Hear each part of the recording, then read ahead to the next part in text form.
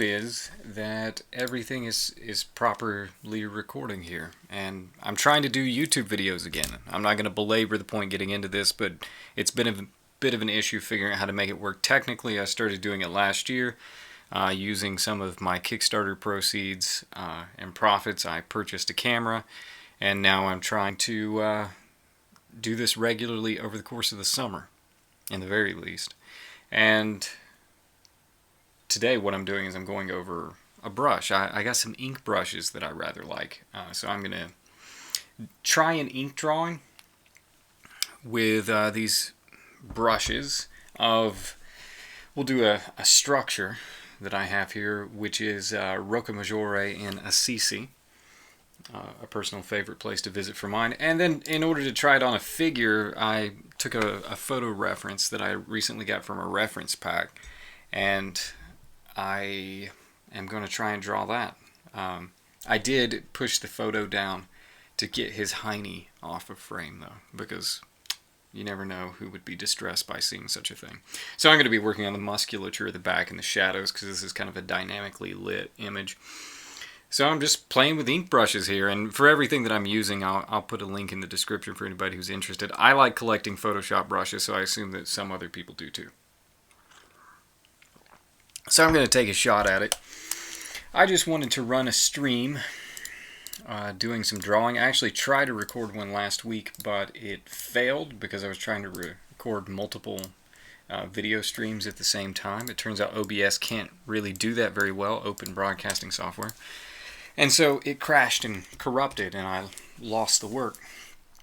So instead, we're just going to do this little inset video thing that you can see here and see how that works. I'm not completely happy with it because I can't switch back and forth all that easily, but the reason why I like being able to do that is because I don't always look very visually charming during these. I forget that I'm recording and I start wiping my face and doing gross stuff. So generally, I like having the ability to switch back and forth in editing afterwards, but at least this way there's no editing. Maybe I can upload more of them. I'm just going to pencil out the basic structure here really loosely. Rocamajore, as I said, sits right up above Assisi. It's kind of a short hike up to the top. Very pleasant view. Never as many people up there as you might think, considering the view that it gives you over the whole valley, and of course how beautiful the structure itself actually is. So this is a photo that you take just walking up to it, sort of in the parking area at the top of Assisi. Visiting ancient castles was among my greatest aspirations as a child, and having got to do that a few times in a few different countries at this point, I'm very pleased with my adult life. But Italy is where I go most frequently, so every couple of years. Let's get this drafted out. I don't like to do this stage with ink. I know some people will just go directly to it and start sketching out. I like having the freedom to mess up a little bit. This is already going to be loose. I'm not going to do a lot of detail. I've been watching other people do landscape drawing and saying stuff like you shouldn't show detail, you should suggest it, you should imply it. And so that's part of the reason why I want to try a landscape with ink. And I will say, this is not something that I do frequently, so this could be terrible. It could be very bad. I do not know. But I'm going to go ahead and jump over to ink because I don't want to belabor the point too much. So this ink pack that I got, let me see what it's called here. It has many things. The Dirty Ink Brush Pack. That sounds filthy. Well, I'm going to use this one that's called Frazetta, and it's the one that I have, in toying around with this, that I've been using most. I kind of like it. With an ink pack, though, frequently you don't actually know what you like until you've played around with one way too much. and then you start looking for what will create a different effect for me. So inevitably I'll probably go after another one, but not during this video. I imagine I'm going to keep it nice and simple. So we've got all this grass running across the front, so we'll go ahead and do some of that texture. And my goal here is to be quick, speedy, because I want to get over to that figure drawing before too very long and do that. I really prefer figure drawing to drawing landscape or anything of that nature, and that's just personal preference. It's the reason why my coloring books as a kid, I would color the figures and then not color the backgrounds. I think that's a relatively common story, though. I think a lot of people are like that. So I need to get better at drawing landscapes anyway.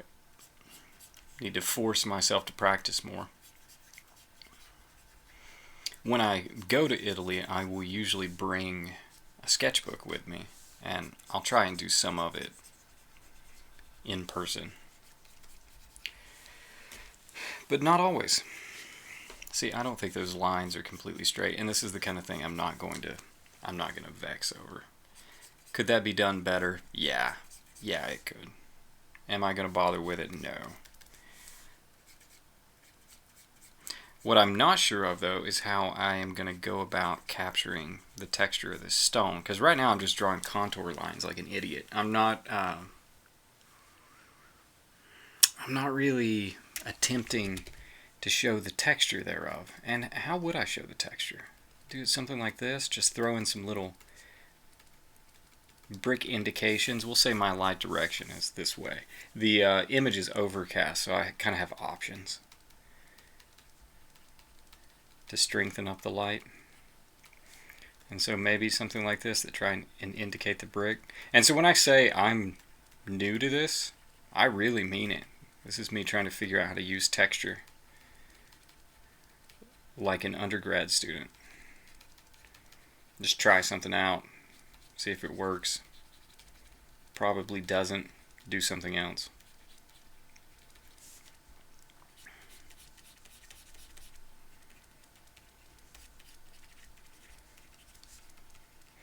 And it looks like we've got a little bit of distress and things on the brick.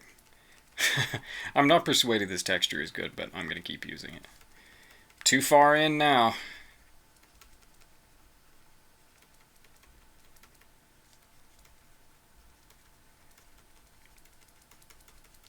As long as I do try to emphasize the light direction is moving that way, hopefully it won't be too egregious, and maybe I could even though this is not in the reference image, sort of emphasize a little more shadow over here on the left, as though it's getting darker as it goes that way. Right now, though, I think this looks pretty bad. We'll find out.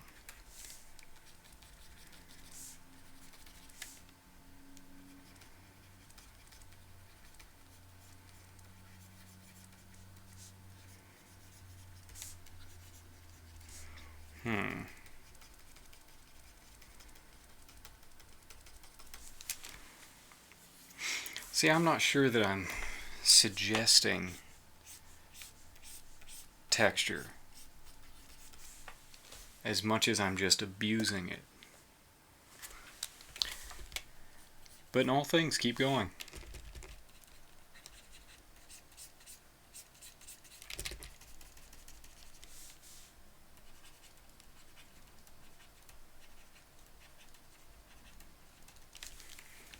I mean, that doesn't look bad there. That gives me at least a sense of what we're dealing with.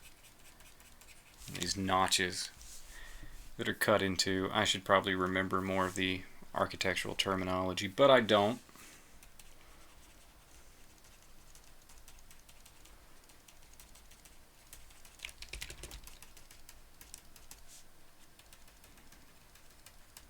See, at that distance, the texture would be so small, and it is, that you really can't see much of anything.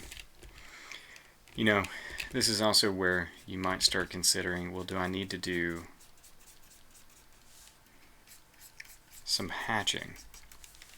One problem with my own artwork, though, I've never been good at hatching.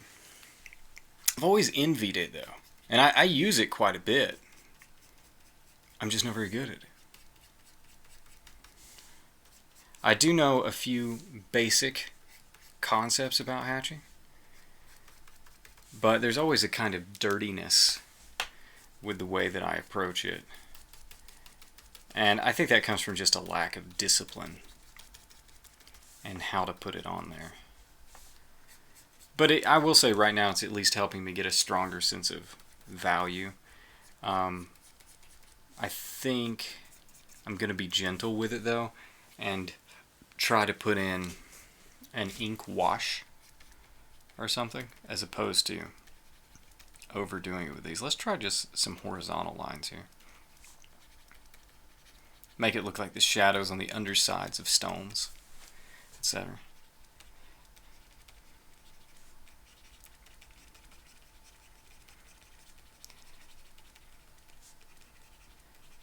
I'm just going to suggest it.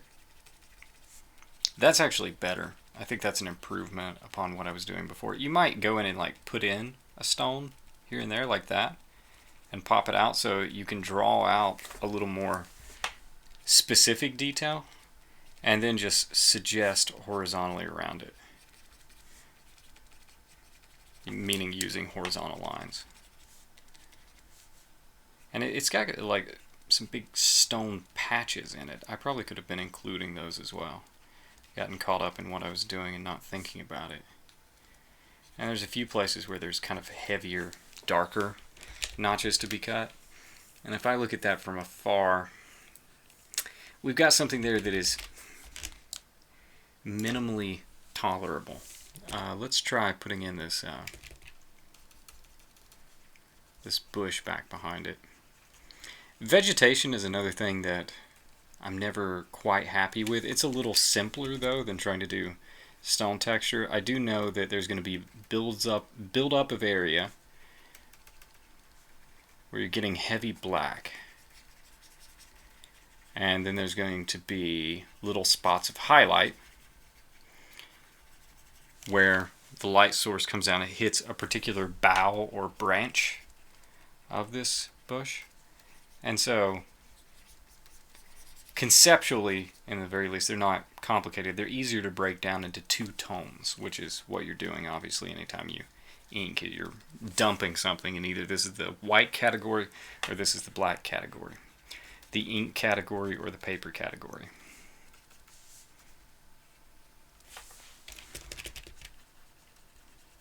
One thing that I have not learned to control with these brushes is the appropriate weight, appropriate line weight.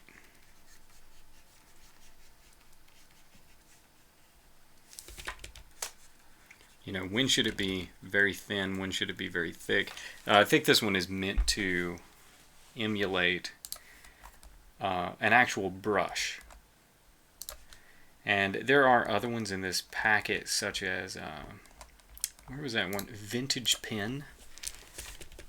I rather liked this one because it does a kind of a broken, sharp line, and it's probably a better choice for this kind of bush that I'm drawing right here. It can still do some solid area, but it's not as quick to fill in as the Frazetta brush was. But it's a little bit better for drawing individual leaves. Even though I have oversized these, I have made them too large.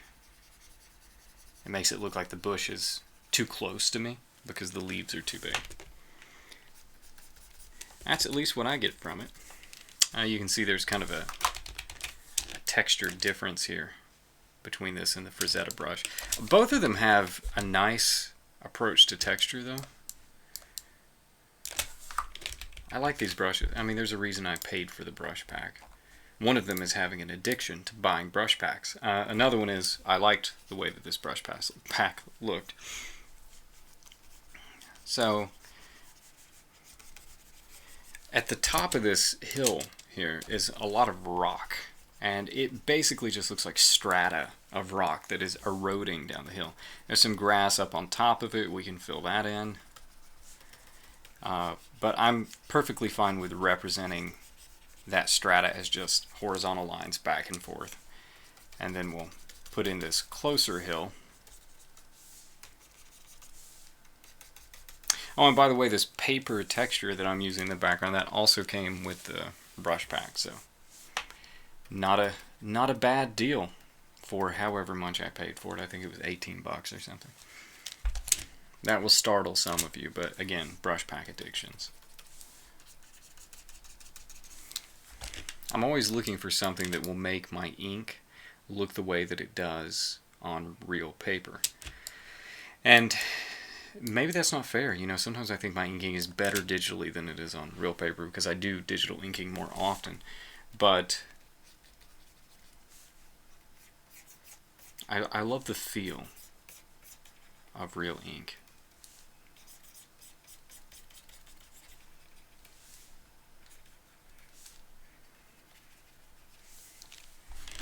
I need to go faster.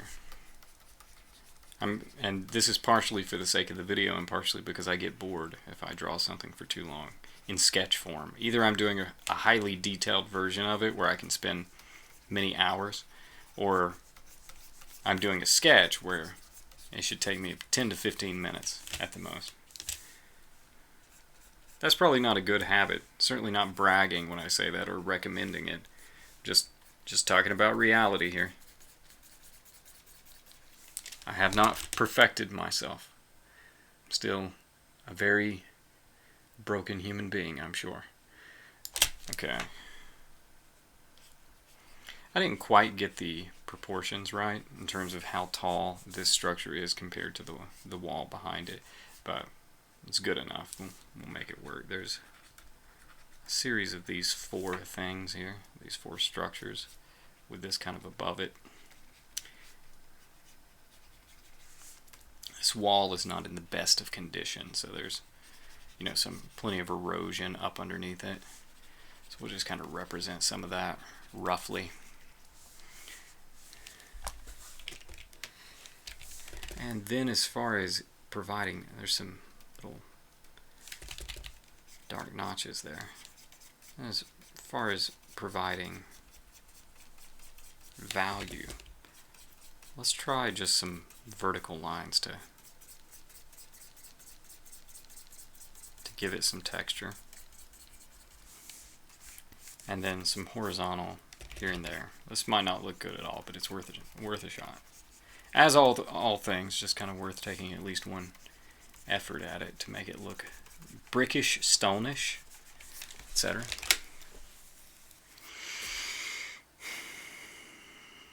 It's all right. I like the thinner line though. I was using heavier line over here and then thinner line right here. I prefer the thinner line. I think in general I made my lines too heavy here. It makes it look amateurish, goofy, stylized.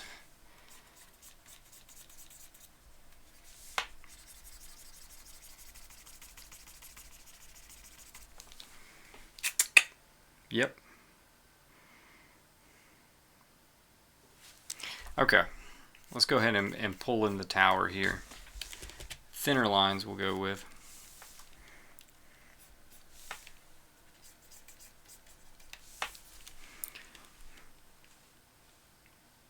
This just needs way more black.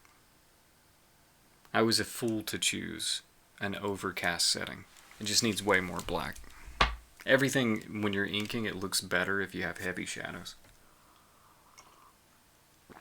Oh, I should specify, it looks better if you don't know what you're doing with hatching.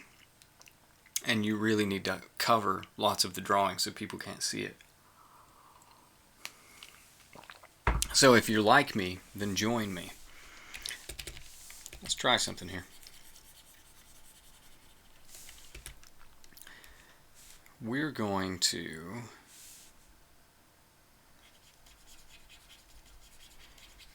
change the light direction a little bit, have it come straight from, well, actually it'd be more like this, straight down from this direction, so I get a little shadow on both sides. And I'm going to try placking in a whole lot of the side of the...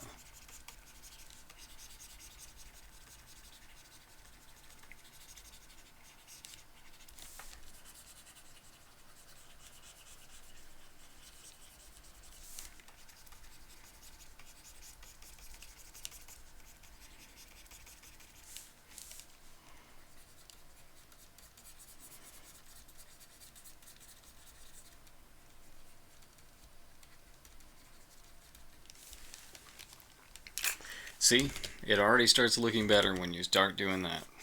It just makes it better. You've got to hide more and more of the drawing. I don't even know what I'm doing here. I'm just drawing lines. Does it mean anything? No.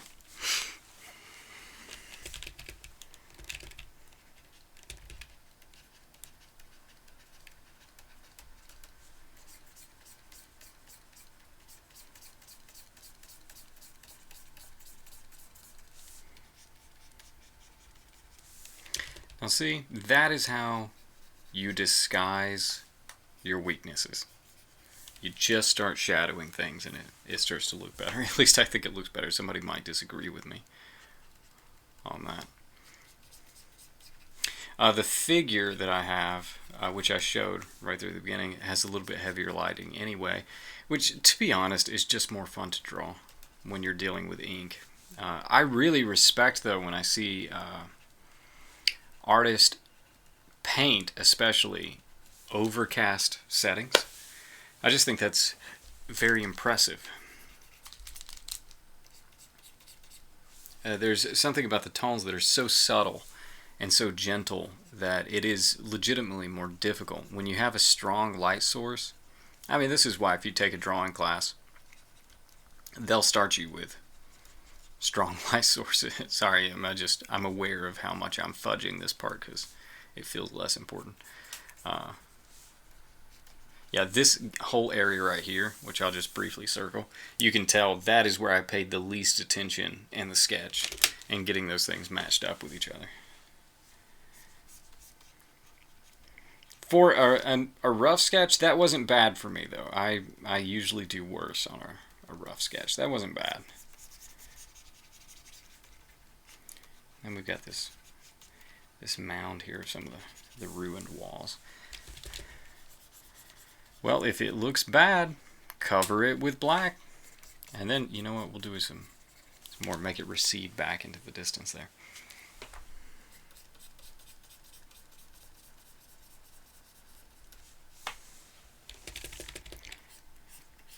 It's incredible. It's incredible how bad this looks.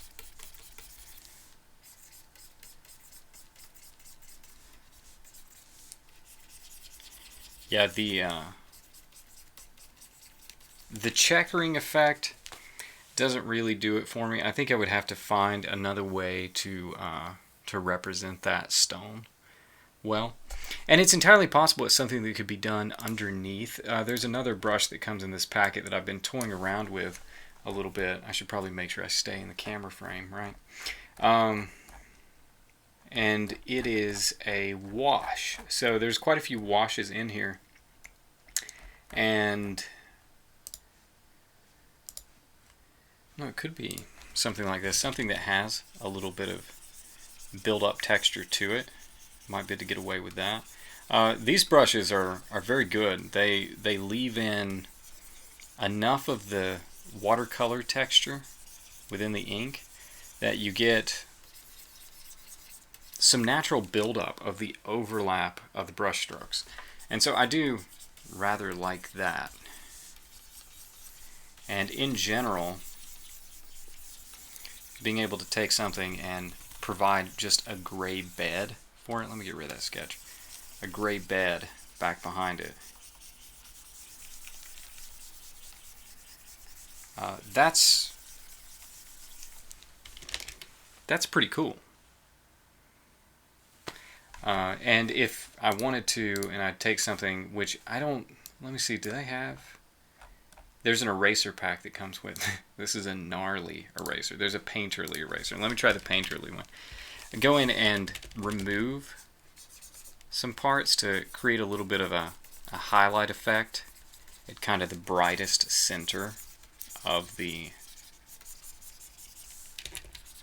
structure. So where would the light be hitting most? Do something like that. That'll give you a little more of a three-dimensional effect. See, when you put in the background stuff, you see that build up here in the grass. It does really good with the layers of grass too. So, you know, all things considered, I've embarrassed myself worse before. Let's jump over here and try Captain Naked. Let me find a brush. I'm actually using a completely different brush from another random brush purchase, impulsive brush purchase. Okay, I need to position this so that I can see both him and the canvas reasonably well. So let's try a rough sketch out here. I'll just use a big pencil first and work from there. One thing I need to understand more, which is why I chose this picture anyway, this image, is back musculature, understanding the muscles of the back. It's one of those things I do once in a while, and I've got an okay understanding of it, but really committing them to memory the way that I have the muscles of the torso in the front, which is obviously something that gets drawn quite a bit more on your average comic book or something. You're going to draw from the front most of the time. I need to understand the back muscles the way that I understand the front muscles and still try to get this gesture. I'm probably going to mess up the gesture because I got concerned with the musculature too soon. I can feel that. There's a bit of an arc here. So up here, deltoid. And the main thing is try and get this gesture in. I hate it when I get distracted and forget to capture the gesture. I had a class in grad school that was called direct drawing, which didn't allow you to do gesture. You had to just go straight to it and draw bit by bit. And that's what my instinct is to do anyway, but I am legitimately much worse at that. Finding the gesture and the movement first helps my drawings. I am better at that than the alternative. I did not make his torso long enough. That's part of my issue. See? Foolishness and idiocy. I can see it right there. I don't know why I decided to do it incorrectly. It was willful, I'm sure.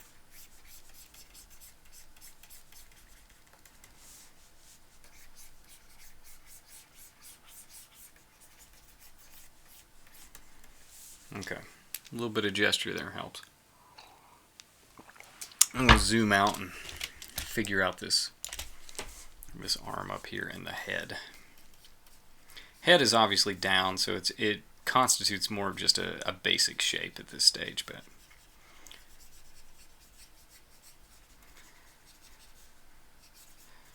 try and get it in there as best we can. And the guy has a lot of hair, so you know, that changes it too. You know, I probably should have just zoomed out to begin with so I could see the overall gesture better. And see the alignment of the muscles. I promise I am going to try and go in and make more sense of this than I am right now. I'm just trying to find the basic shapes right now.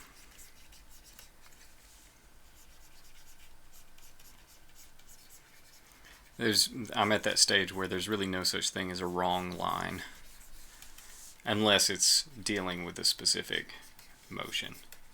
See, that hand was in the wrong place, so I can move it. But as long as I got that general sense of this is the direction it's going, let me look at this. Okay.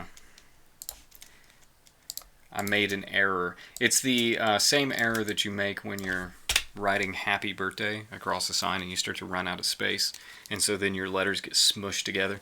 That's what I was doing with his arm there. I'm not going to do the cheap thing and select and move it. I'm going to try to redraw it here and see how that goes. Let's see, I think that also is in the wrong position. Yeah.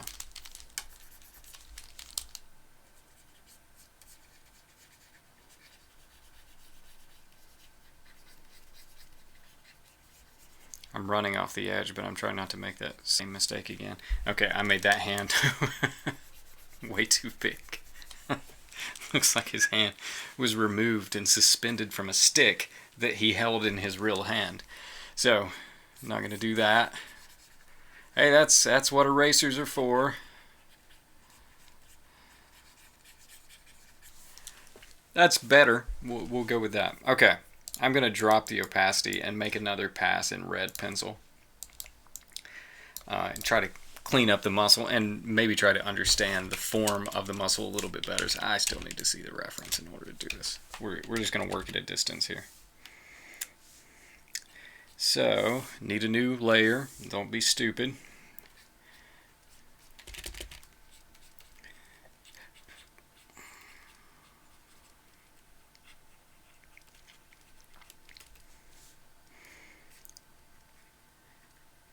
One of the things that does elude me when I'm doing this kind of drawing of the back is the three-dimensionality of the back muscles. You know, the deltoid is a confusing muscle too. That shoulder muscle, it flattens out in strange ways. Where I think my inclination, and most comic artists' inclination, is just to draw that thing as like a big sphere. But it's really not. It has much more complicated form than that. But there's also places on the back, and I'll zoom in here so you can see, where you don't really get the what you get is a dip. And so you get a shadow that falls right there in the middle. And there's not as many places on the front of the torso where this is the case. And so one reason I avoid it is because I find the muscles more difficult, just legitimately more difficult. And that's enough to make me lazy.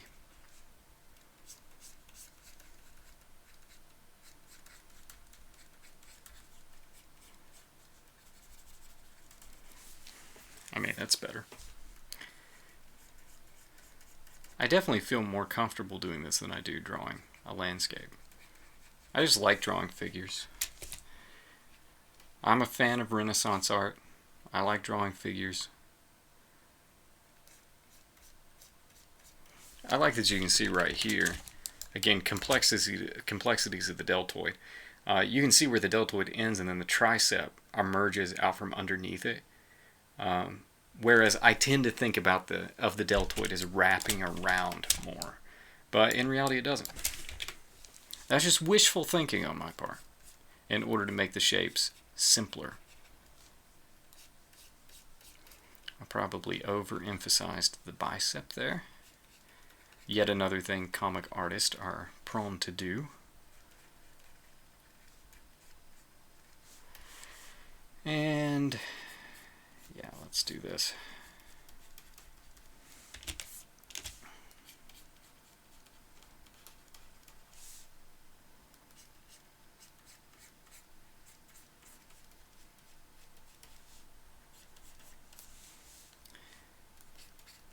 Okay, I'm getting quiet when I know I'm supposed to be.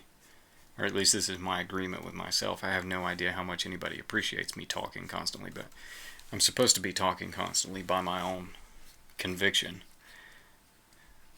But I start to get distracted by the shapes. This is another really weirdly shaped muscle. It's kind of a triangle, but it's got a big dip right there. And there's some overlap of muscle.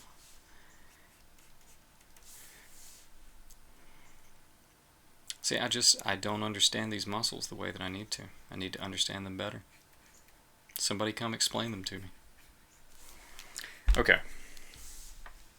We'll go ahead and get this part fleshed out here, and then I'm just going to go ahead and move to ink. See what I can do with this figure.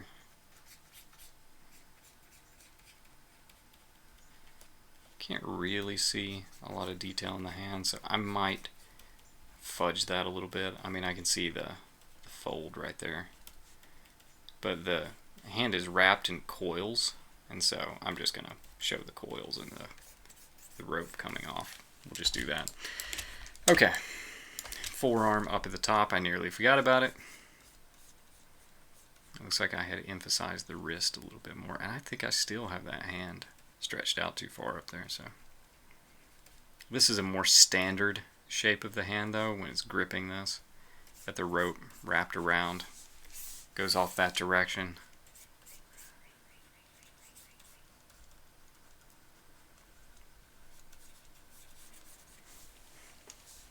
And then we'll just rough in the shape a little bit so I don't have to have both of those things visible.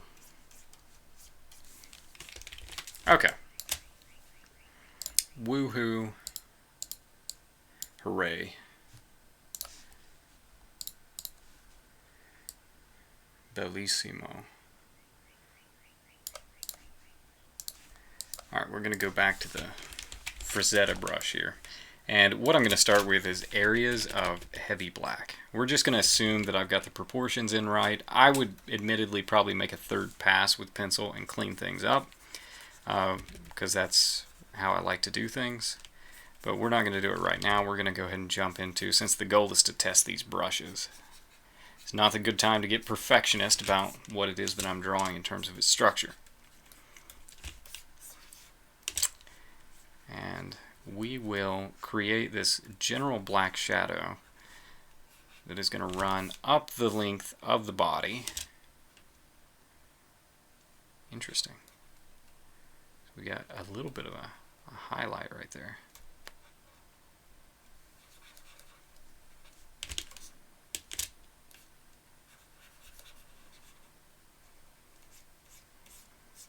It goes up, and we'll stop it right there at the tricep for right now and fill that in.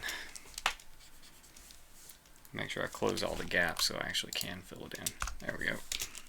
I got nice little shortcuts on my computer keyboard and mouse for making filling in easier.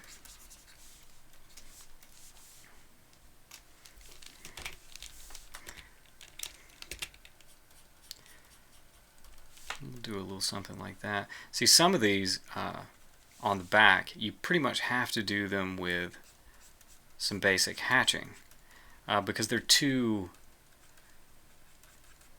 subtle to really put in heavy shadows. And that's something else where, even though there's definitely situations where you have to do that on the front side of the torso, it's less. You don't have to do it as much, and it's usually less of the central structural things. Like pectorals are generally going to cast a shadow. They just tend to, especially if the light is high up. Especially when you're dealing with more muscular figures, you're just going to get shadows from the pectoral, especially close up under the arm, maybe less around the sternum. The place where you get the more subtle shadows there are going to be on the obliques, the abdomen.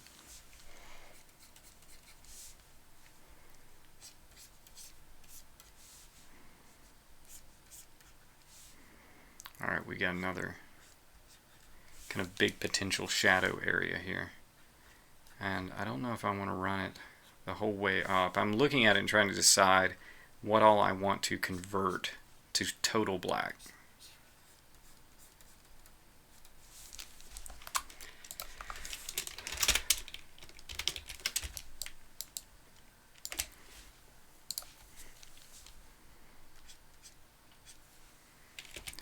Where I've got another shadow here.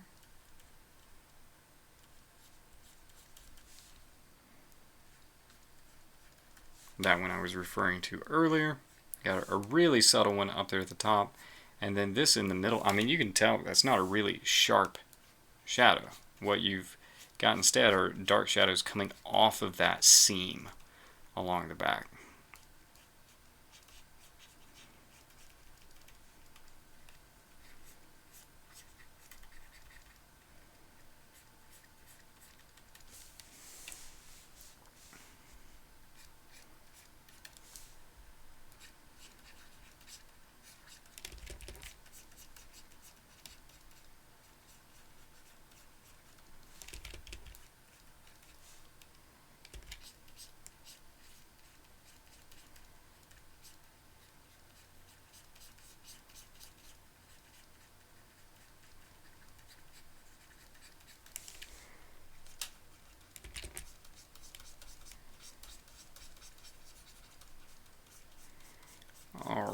get some, I'm just trying to get a passable head up here at the top. So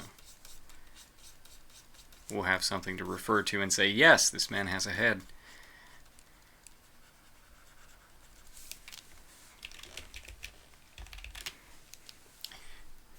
Passable is exactly what I ended up with, so that's good.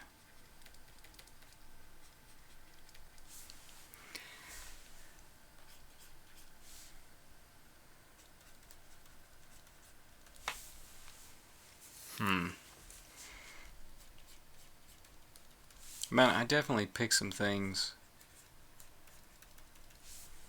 Like, again, I'm more comfortable with the figure than I am with the landscape. But back muscles, they're making me think a lot more than I usually have to. And I think they're coming out all right, but way more thinking. Second guessing of myself, etc.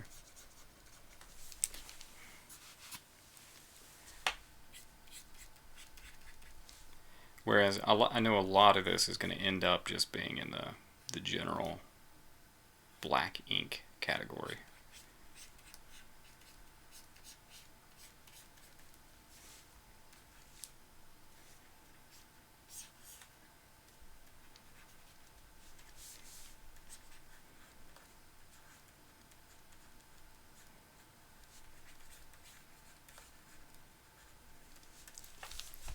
Let's see what I can do with that. Nope, I missed a gap.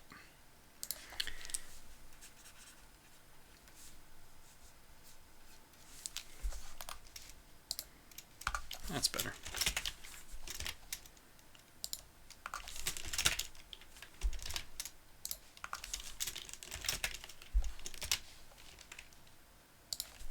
We're just going to take that and make it entirely darkened.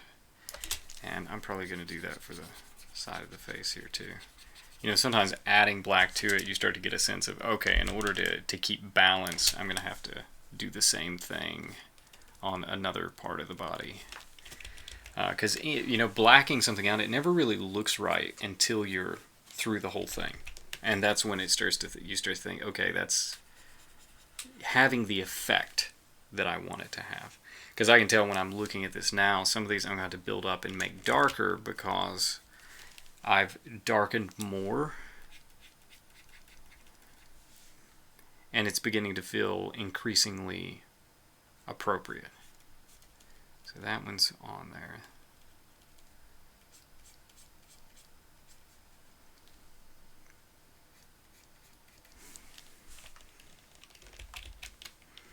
And some of that will come from, or some good will come from highlight texture as well, because eventually I'll go in and place highlights. In fact, a lot of this I'm just really not liking the look of, and I feel like I should probably black it out and then come back and highlight later instead of just kind of letting it sit as is. So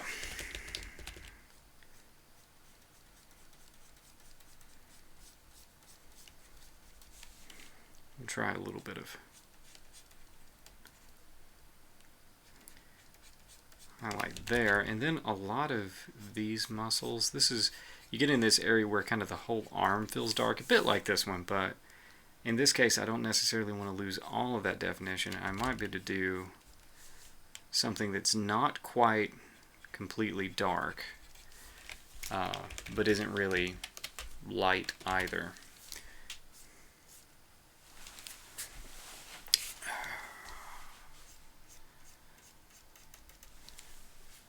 That ink wash is going to come in handy for this reason as well, because I'm going to use it to do some gray tone. But I'm trying to at least suggest some of these more subtle muscles, because I'm seeing a lot more form on the reference than I am in my drawing. You know, there's just more detail, and some of that's going to come from acknowledging smaller muscle groups.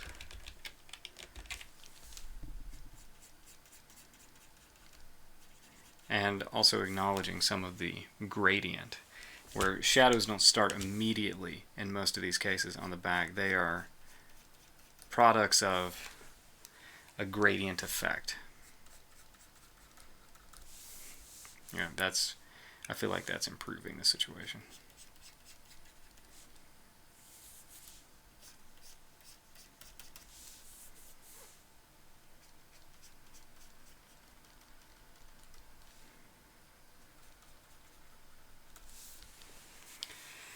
Okay.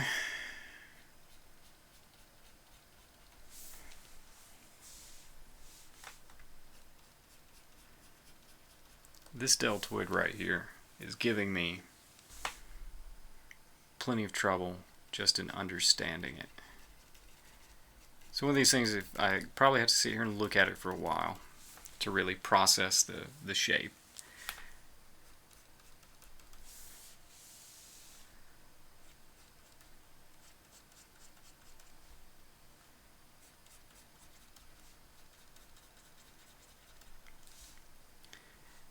I will say I feel as though this is helping.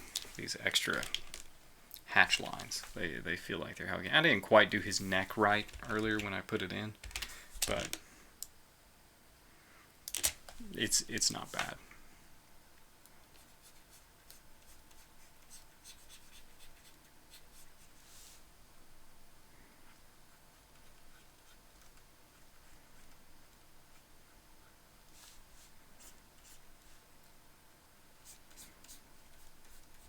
And this arm is complicated because it's just there's a spotlight on the back, and I could get away with just silhouetting the whole thing. Probably could, because I did it with the other arm. This one I was hoping not to do it with, and it might be something like this, where we just create a stronger transition. That feels muddy and hairy, and I would clean it up, but we're going to let it sit for the moment. And I'm going to switch over and do some of the ink wash and see what effect I can get with that. And this would be a good time too to take something like that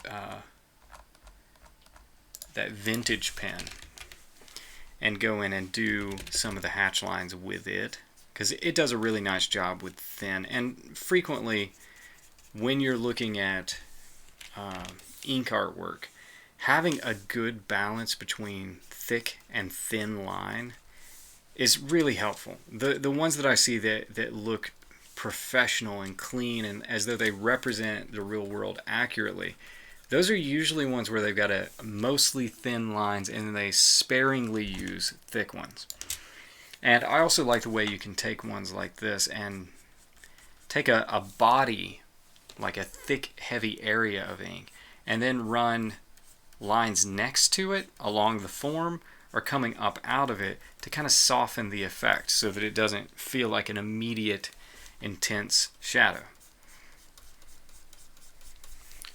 So spending some time going over and adding those probably would be to the benefit. I'm going to do a little bit, probably not a ton, again just for the sake of time, but I do like the effect they have. It's nice.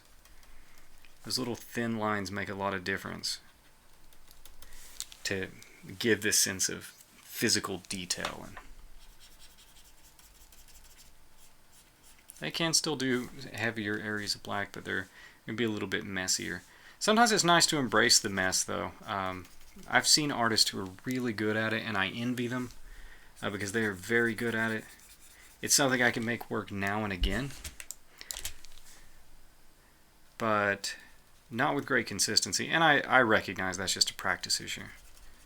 Just haven't spent as much time working with it. Usually when I'm doing ink, it's not complicated hatching. It's going to be simpler stuff just to get through a stylized and simple comic illustration.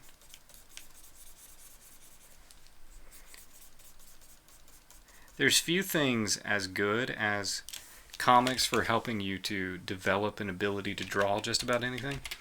But sometimes you do have to set aside the comic drawing and work on something that's more developed. Otherwise, you'll find yourself kind of stuck in a rut. And to be honest, that's probably where I'm at right now. I'm probably in a little bit of a drawing rut from doing lots and lots of comic drawing and less high value, high intensity illustration. Nothing against comics, it's just they have practical value. They need to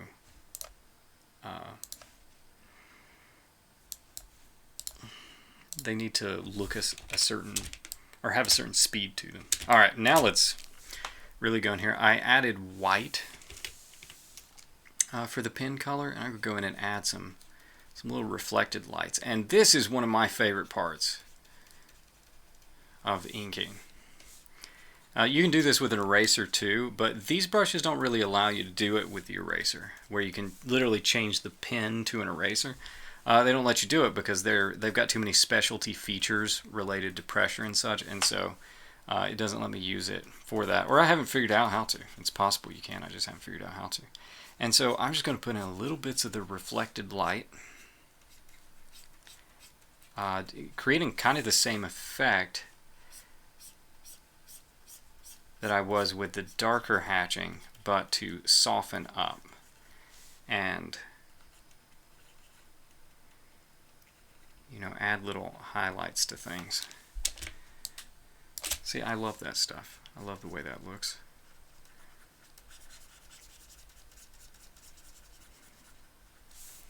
Or put his neckline in there. A little more highlight.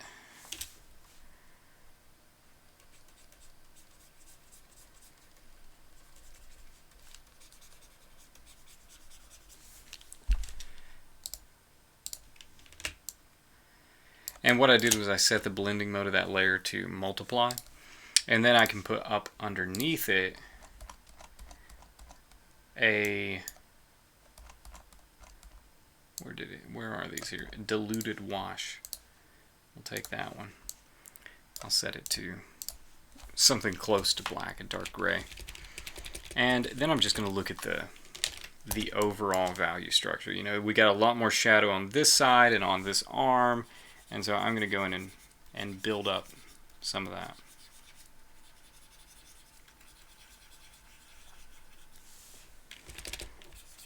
And right now, I'm actually going to way overdo it. I'm going to put in more than I need.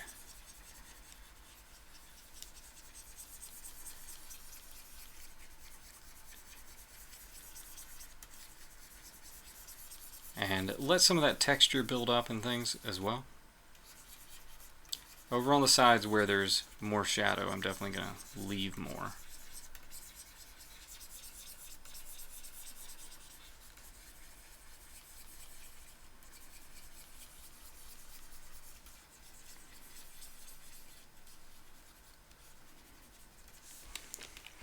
And then what I can do is kind of the same thing. I'll take some of the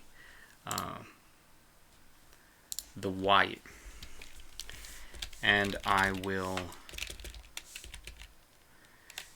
put in some of these highlights again by watercoloring over the white. And essentially what that's really going to be doing is removing some of the areas that I had darkened.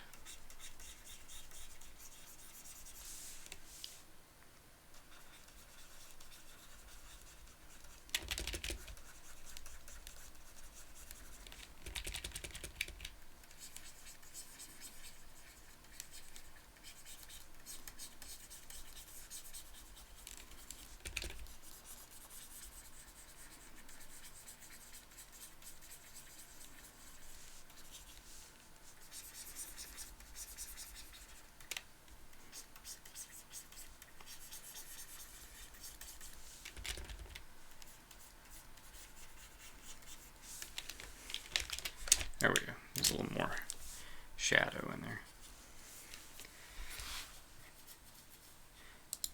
And one thing I love about it is you can always play around with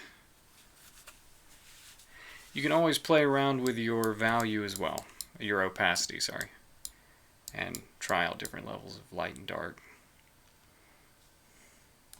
Yeah, sometimes too, I found with these washes, it can be a good idea to, you know, lay in some area underneath, just kind of over the whole thing, and then go in just on that layer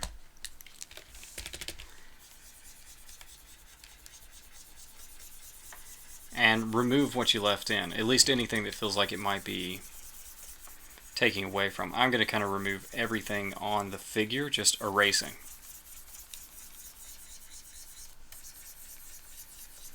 It occurs to me I'm probably shaking the table a little bit with this crazy erasing action. But that puts a little background into it and gives, you know, lets the highlights pop a little bit more, which is obviously what you get from the reference image anyway. So I like these pins a lot. All of my drawing skills could use a lot more work, and clearly the more you practice with these pins, probably the better results you're going to get. But I like them. I'm glad I got them. I'm going to use them in upcoming graphic novel, which I'm going to start work on tomorrow, probably. At the very least, getting the writing finished up, but I might get to start drawing on it here pretty soon. But this was nothing. This was just a video of testing out some brushes. But that's what I have to offer the world, and so that's what I'm going to do.